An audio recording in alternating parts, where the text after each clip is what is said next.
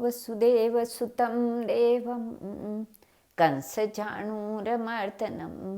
देवकी परमानन्दं कृष्णं वन्दे जगद्गुरुं श्रीकृष्णं वन्दे जगद्गुरुं श्रीकृष्णं वन्दे जगद्गुरुं।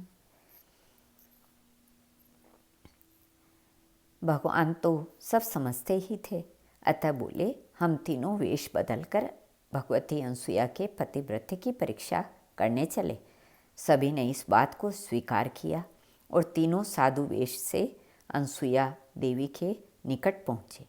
उस समय भगवान अत्रि आश्रम में नहीं थे। अतिथि रूप में 3 मुनियों को आते देखकर पतिव्रता अनसुया ने उनका स्वागत सत्कार किया।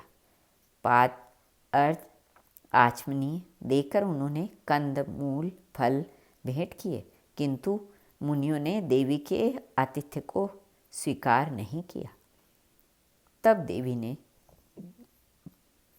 विनीत भाव से पूछा, मुनियों, मुझसे कौन सा अपराध हो गया जो आप मेरी की हुई पूजा को ग्रहण नहीं कर रहे हैं? मुनियों ने कहा, आप हमें एक वचन दें तो हम आपकी पूजा ग्रहण करेंगे, अन्यथा नहीं ग्रहण कर सकते। देवी ने कहा, मुनियों, अतिथि का सत्कार प्राणों को बलिदान करके भी किया जाता है। कपोत ने अपनी स्त्री के मारने वाले व्याध का सत्कार स्वयं अग्नि में कूदकर प्राण देकर भी किया था। आप जिस प्रकार भी प्रसन्न होंगे उसी प्रकार मैं करने को उद्यत हूँ। तब तो मुनि ने कहा, देवी, आप विवस्त्र होकर हमारा आतिथ्य सत्कार कीजिए। यह सुनकर पतिव्रता अनसुया हक्की बक्की सी रह गई। ये मुनि है या कोई छद्म वेशधारी जो ऐसा अनुचित सदाचारहीन प्रस्ताव कर रहे हैं?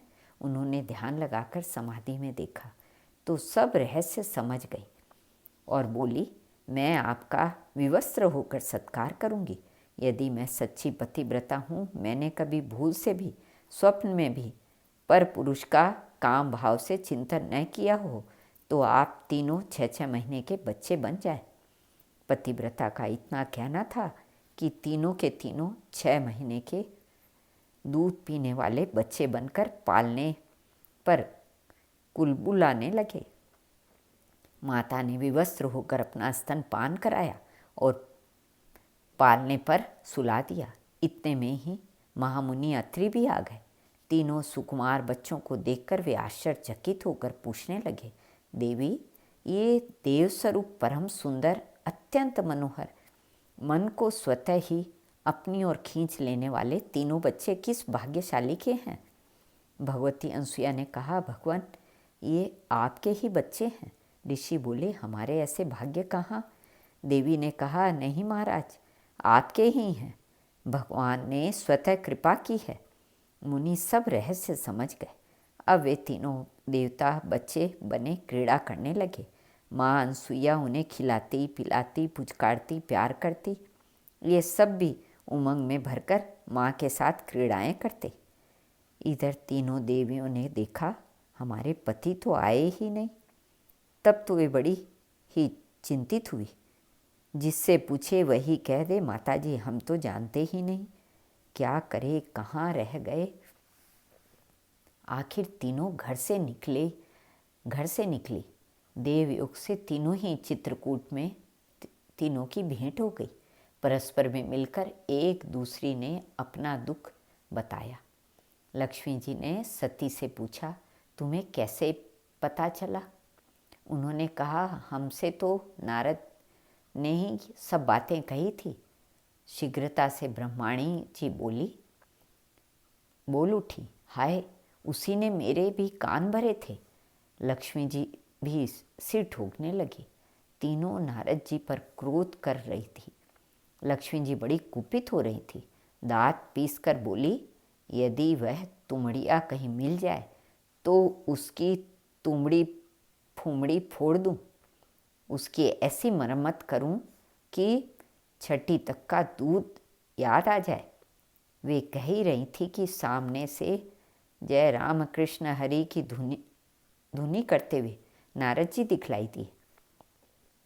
दूर से ही नारद जी ने कहा, माता जी दंडवत, सब माताओं को दंडवत। लक्ष्मी जी तो मन ही मन क्रोधित थी। सभी का रोष पराकाष्ठा को पहुंच रहा था। अपने रोष को छिपाकर लक्ष्मी जी बोली, वाह नारद जी, बड़े अच्छे समय पर आए हैं। दूर क्यों खड़े हो, हमारे पास तो आओ। तुम्हारी यह वीणा तो बड़ी सुंदर है, देखें तनिक इसे कैसी है। ये सरस्वती जी बड़ी सुंदर वीणा बजाती हैं। नारद जी तो समझ रहे थे। बोले, माता जी मैं आज कल एक अनुष्ठान में हूँ, मैं किसी के पास जाकर बातें नहीं करता, विशेषकर तो स्त्रियों से तो दूर ही रहता हूँ, किसी के पैर नहीं छूता। रही वीणा की बात, सो यह तो मुझे प्राणों से भी प्यारी है, इसे तो मैं किसी को छूने तक नहीं देता। सरस्वती जी अपनी वीणा बजावे, अपने राम तो चले, जय सीताराम। इतना कहकर और नारद जी चल पड़े।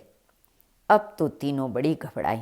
बड़ी कोमल वाणी में ब्रह्माणी बोली, नारद नारद, तुझे मेरी शपथ, अपने पिता की शपथ, जो तू लौट कर ना आवे। भैया एक बात सुन जा, तू सब जानता है, तीनों देवता कहाँ चले गए। नारद जी ने उंगली के संकेत करते हुए कहा, देखो वह भगवती अनसुया का आश्रम है, इसी में खेल रहे हैं।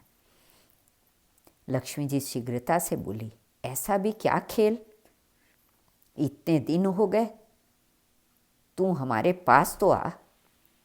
अब तेरी वीणा फीणा नहीं फोड़ूंगी, बात तो बता, हम किस तरह अपने पतियों से मिल सकती हैं। शेष अगले भाग में। श्री कृष्ण अर्पणमस्तु।